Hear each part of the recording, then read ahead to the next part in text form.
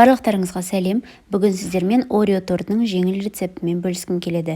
Ол үшін видеоны соңына дейін қарап, міндетті түрде менімен дайындап көріңіздер.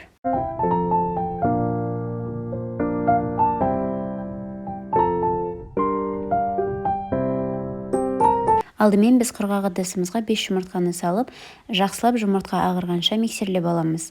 Дәміне қарай қант пен тұзды қосып, жақсылап араластырамыз.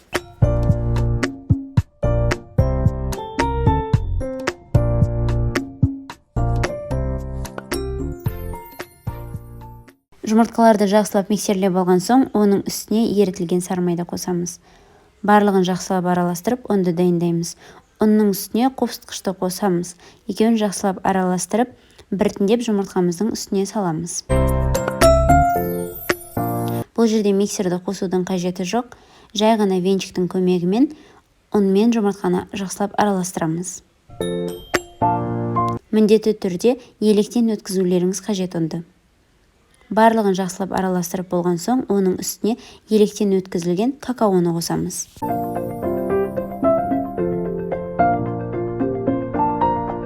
Осымен біздің қамырымыз дайын болды.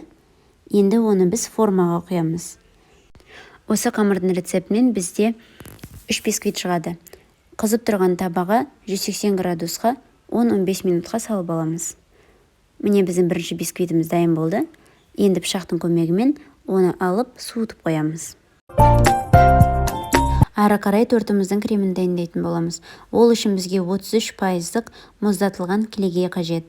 Кілегейді жақсылап миксерлеп аламыз. Мен кілегейдің үстіне бірден қант қосып жібердім. Қантты дәміне қарай қоссаңыздар болады. Кілегейді жақсылап қоюландырып алған соң, оның үстіне біз творожный сырды қосамыз.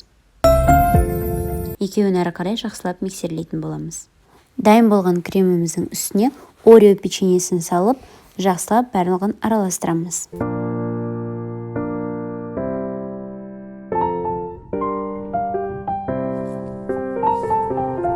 Сонымен біздің Орео печеньесі қосылған креміміз дайын болып шықты.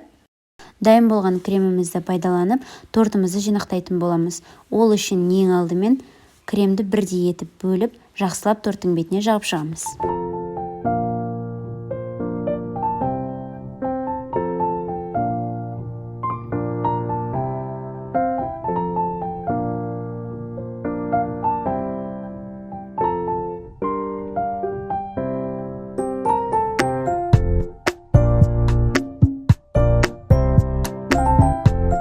Осымен дайын болған тортымыздың үстін әрлейтін боламыз. Ол үшін біз креміміздің үстіне үгітілген печеньені қосамыз. Яғни Орео печеньесін. Жақсылап араластырып алған соң, тортымыздың бетіне лопатканың көмегімен жақсылап жағып шығамыз.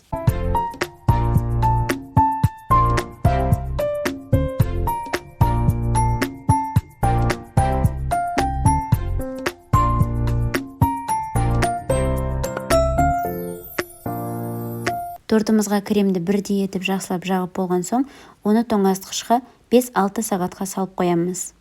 Немесе бір түнге қалдырсаңыздар да болады. Осымен тортымызды тоңазытқыштан алып, оны жақсылап әрлейтін боламыз. Ол үшін бізге тағы да Орео печеньесі қажет. Торттың бетін дәл осы видеодағыдай әрлеу міндетті емес. Өз қалауларыңызша әрлесеңіздер болады.